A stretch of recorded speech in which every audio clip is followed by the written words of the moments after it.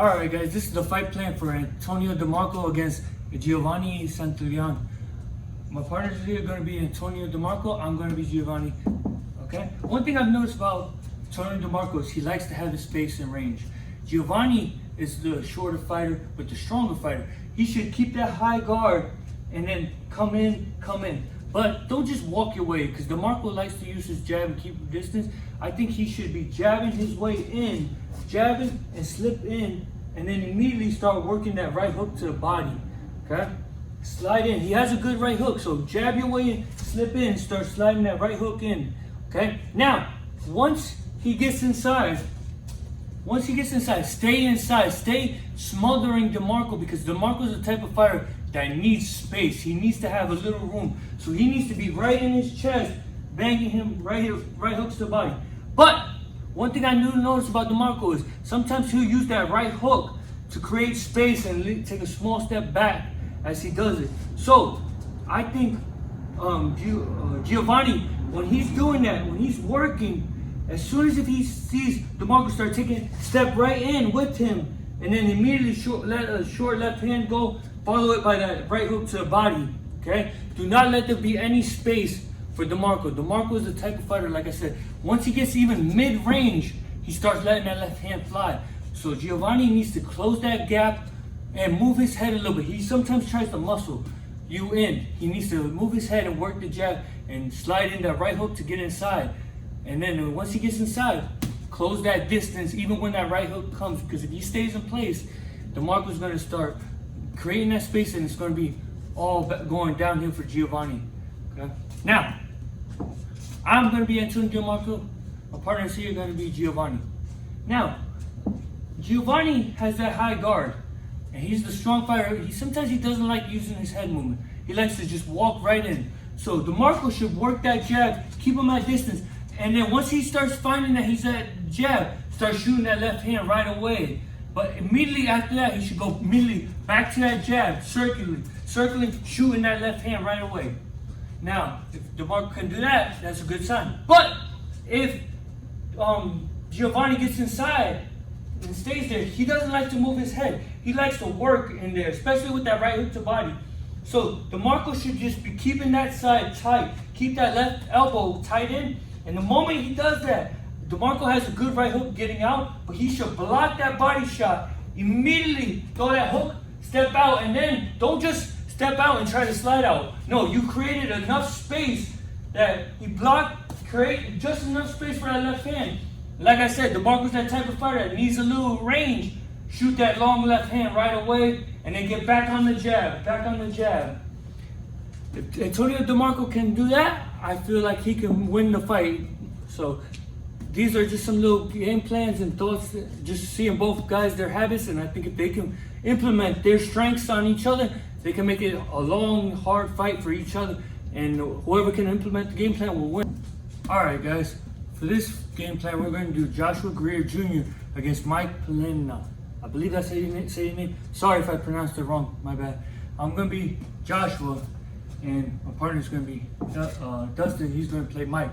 Okay? So one thing I've noticed about Mike, he stands tall, and he likes to jump in a lot with that left hook. But I've noticed when he jumps in with his left hook, that right side comes down and he leaves his chin in the air.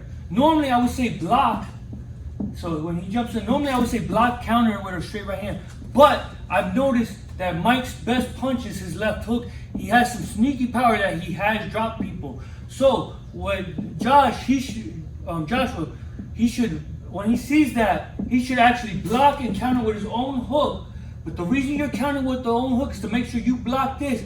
But Greer has a great left hook. I mean a right hand.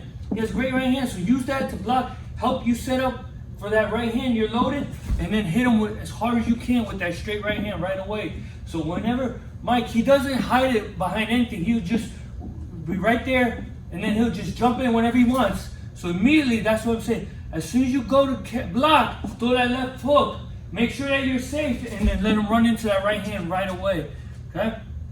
Another thing I've noticed is Mike, sometimes they'll be in the middle of a fight, and he'll squat straight down. And then if opponent steps forward, he jumps up and tries to get out of the way.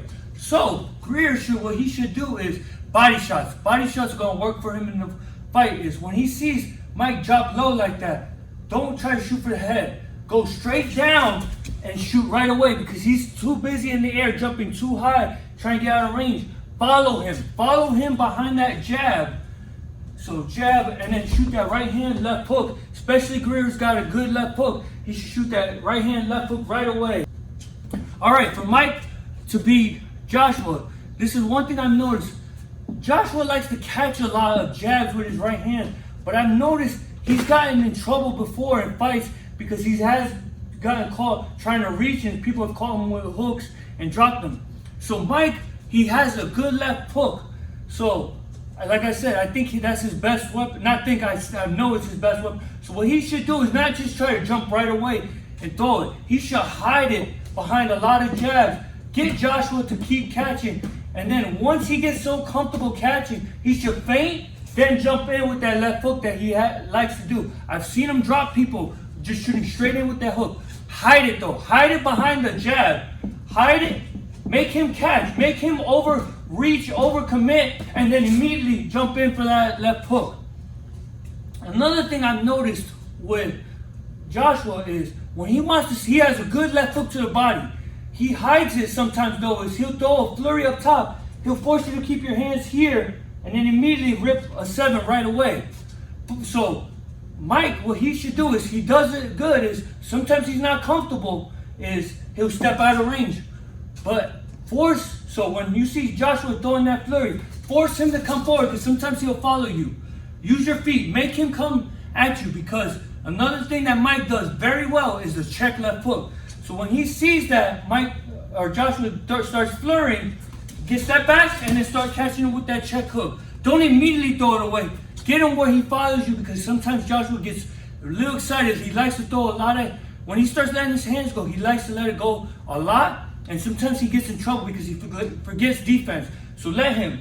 So he flurries, slide out. In the beginning, let him come and then start shooting off the hook. Let him get excited when he doesn't think there's nothing coming back. So here, let him come forward and then boom. Immediately catch him with that check left hook. And then, once as the fight continues, then right away, the moment he comes forward, you can keep catching him all night with that check left hook. And remember, Joshua has gotten in trouble and dropped many times from a left hook. So if Mike wants to pull off this victory, he has to beat Joshua with hooks. Hide his hook though. Hide it behind jabs, feints, anything. But if he can land his hook all night, I think he could pull off this upset of Joshua. So hope you guys enjoyed. As always, like, comment, subscribe. Make sure you share with your friends. I'm El Castigador, and I'm checking out now. See ya.